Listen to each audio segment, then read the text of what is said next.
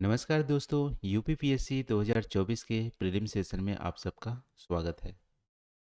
दोस्तों, आज की इस वीडियो में हम लोग यहाँ पे साइलेंट फीचर्स ऑफ कॉन्स्टिट्यूशन इस टॉपिक को हम लोग कवर करेंगे और इस पे हम लोग 10 जो एमसीक्यूज हैं उसको यहाँ पे डिस्कस करने वाले हैं।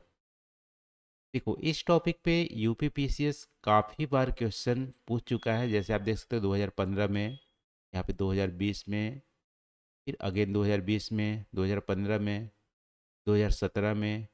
ठीक है, तो इस तरह से लगभग हर साल यहाँ पे क्वेश्चन एक यहाँ पे पूछे जा सकते हैं या पूछे जा रहे हैं। तो चलिए दोस्तों, आज का वीडियो स्टार्ट करते हैं। सबसे पहला प्रश्न यहाँ पे पूछ रहा है कि जो पार्लियामेंट्री फॉर्म ऑफ गवर्नमेंट होता है उसको बेस्ट डिस्क्राइब कौन सा स्टेटमेंट हमारा कर रहा है। देखो, इंडिया में आप देखोगे तो पार्लियामेंट्री सिस्टम ऑफ गवर्नमेंट है और इसका मेन फीचर है कि जो हमारी एग्जीक्यूटिव और लेजिस्लेटिव जो हमारे प्रिंसिपल ऑर्गन्स होते हैं गवर्नमेंट का, दोनों के बीच में कोऑर्डिनेशन और कोऑपरेशन होता है। हमारी एग्जीक्यूटिव जैसे नेता लोग यहाँ पे एग्जीक्यूटिव के हेड होते हैं और विधायी जो प्रक्रिया होती है उसके भी हेड होते हैं। यदि नेता लोग अच्छे से एग्जीक्यूट नहीं करते हैं तो जो पार्लियामेंट होते हैं, लोकसभा होते हैं, वो उसको हटा सकते हैं। यहाँ पे कोऑपरेशन कोऑर्डिनेशन दोनों होती है, वो हमारा पार्लियामेंट्री सिस्टम ऑफ गवर्नमेंट होते हैं।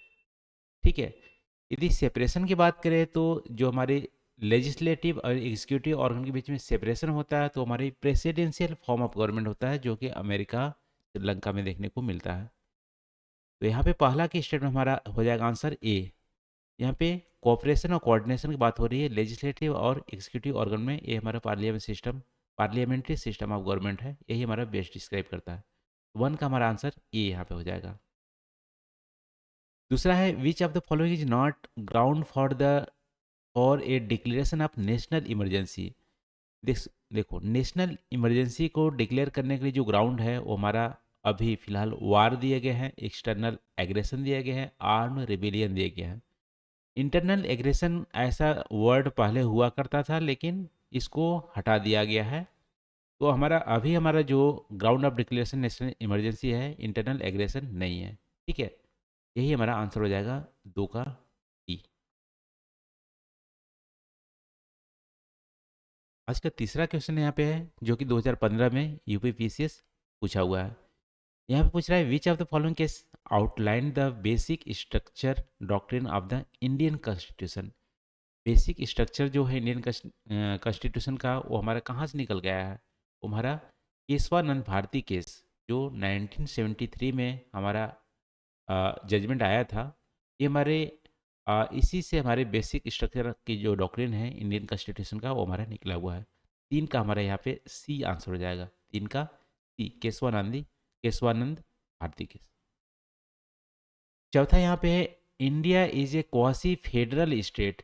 ये किसका स्टेटमेंट है? देखो, ये हमारा 2019 में यूपीपी से पूछा हुआ है। India is a quasi federal state, ये बोले थे केसी वेरे। ठीक है, केसी वेरे ने बोला था कि इंडिया एक क्वासी फेडरल कंट्री है।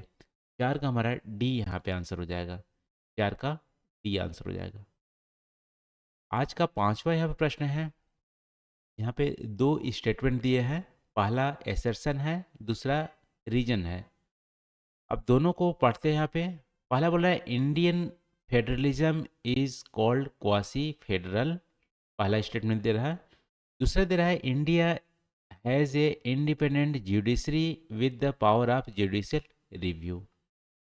देखो, दोनों ही स्टेटमेंट हमारे सही हैं लेकिन दोनों यहाँ पे या रीजन हमारा एसेशन को वैलिडेट नहीं करता है, क्योंकि इंडिपेंडेंट जुडिशरी होने से ऐसा नहीं हो सकता कि क्वासी फेडरल है। ठीक है, ये तो हमारा और फेडरलिज्म को और हमारा बढ़ावा देता है। तो क्वासी फेडरल का मतलब है यहाँ पे कि इमरजेंसी की सिचुएशन पे हमारे यूनिटरी की तरह बिहेव करता है। और हमारा जो फेडरलिज्म है एक तरह से स्टेट की जो स्टेट की मर्जी से नहीं हुआ है, एक तरह से गवर्नेंस को इजी बनाने के लिए हमारे फेडरल स्ट्रक्चर बनाया गया है, इसलिए हमारा क्वासी फेडरल है। तो ए और आर दोनों सही हैं, बट आर हमारा करेक्ट एक्सप्लेनेशन नहीं है। ठीक है, ये हमारा 2020 में यूपीपी से पूछा हुआ था। इसका आंसर 5 का बी हो जाएगा, 5 का बी हो जाएगा। ए एन आर दोनों ट्रू हैं, पर R is not correct explanation of A. देखो आज का छठा क्वेश्चन, अगेन यहाँ पे यूपीपीसीएस 2020 में एक क्वेश्चन पूछा है। यहाँ पे एसेशन दे रहा है, the nature of Indian political system embodies the element of continuity and change। दूसरा दे रहा है, the Indian political system contains the elements of following political system such a modern style, traditional style and anti style. देखो Indian जो political system है हमारा continue changes हो रहा है, और जैसे जैसे टाइम आ रहे हैं टाइम के साथ चेंजेस कर रहे हैं और इवॉल्व हो रहा है। ये हमारा पहला स्टेटमेंट तो सही है। दूसरा स्टेटमेंट भी हमारा सही है, बट यहाँ पे आप बोलोगे कि आर जो हमारा करेक्ट एक्सप्लेन कर रहा है कि नहीं, तो ये भी हमारा करेक्ट एक्सप्लेनेशन आर दे रहा है। ठीक है, आर भी हमारा करेक्ट एक्सप्लेन कर रहा है ए को, तो वैसे हमारा आंसर 6 का ए हो जाएगा। ए आर दोनों ट्रू है, R is correct explanation of, तो 6 का हमारा ए यहाँ पे आंसर हो जाएगा। सातवां 2015 में यूपी पीसीएस अगेन इस टॉपिक से क्वेश्चन पूछा हुआ है। बोला India has a written constitution, India में एक लिखित संविधान है, बिल्कुल सही बात है। रीजन दे रहा है, the growth of strong regional parties is a indicator of regional aspirations. देखो रीजन्स भी सही हैं, बट ए एसर्शन को वैलिडेट नहीं करता है। ठीक है, रीजनल पार्टीज़ की ग्रोथ हमारे इंडिया में हो रही है 1970s के बाद, और ये हमारा ये जस्ट ये बोलता है कि रीजनल एस्पिरेशन को बढ़ावा दे रहा है, बट ये वैलिडेट नहीं करता है कि इंडिया में रिटन कॉन्स्टिट्यूशन होने का मतलब है कि एक तरह से फेडरल कंट्री है। ठीक है, यूनिटरी या फेडरल कंट्री हमारा रिटन कॉन्स्टिट्यूशन होने का वैलिडेट करता है। 7 का हमारा ए और आर दोनों ट्रू है, बट आर हमारा करेक्ट एक्सप्लेनेशन नहीं है। ये हमारा 2015 में पूछा था यूपीपीसीएस ने। इसका आंसर 7 का बी हो जाएगा, 7 का बी। ए एंड आर दोनों ट्रू है, पर आर हमारा करेक्ट एक्सप्लेन नहीं कर रहा है। 2017 में एक और क्वेश्चन पूछा है यहाँ पे पॉलिटिकल फीचर्स के बारे में इंडिया में। यहाँ बोल रहा है कौन सी जो पॉलिटिकल फीचर्स है वो हमारे कॉमन है इंडिया और अमेरिका के बीच।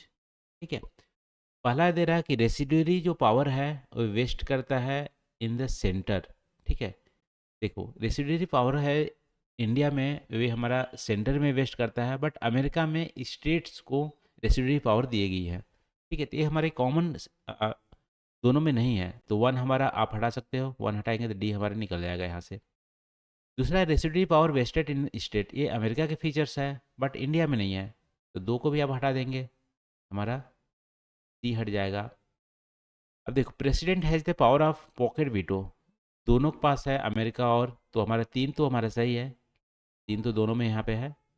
चौथा देख लेते हैं, upper house has a nominated members. देख अमेरिका में नॉमिनेटेड मेंबर का कॉन्सेप्ट नहीं है। ठीक है, वहाँ पे 25 स्टेट है तो दो दो मेंबर्स हर स्टेट से आते हैं, तो 50 अपर हाउस में है। और इंडिया में नॉमिनेशन का कॉन्सेप्ट है, तो 4 तो हमारा गलत हो गया, दोनों में सिमिलरिटी नहीं है, इसलिए हमारा 8 का ए आंसर हो जाएगा, 3 ओनली।